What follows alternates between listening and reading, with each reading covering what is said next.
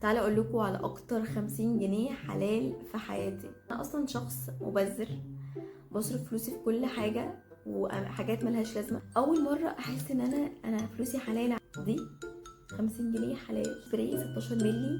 بصوا بقى، دي بتقعد يعني انا مثلا لما بحطها تقعد 8 ساعات او 9 ساعات كامله، بجد نفس القوه. طب انا باخد شاور لسه موجوده، مازال الريحه بتاعتها موجوده، عشان كده بحطها طبعا في الجيم لانه الواحد بيعرق وكده، فلازم يكون ريحته على طول دايما حلوه.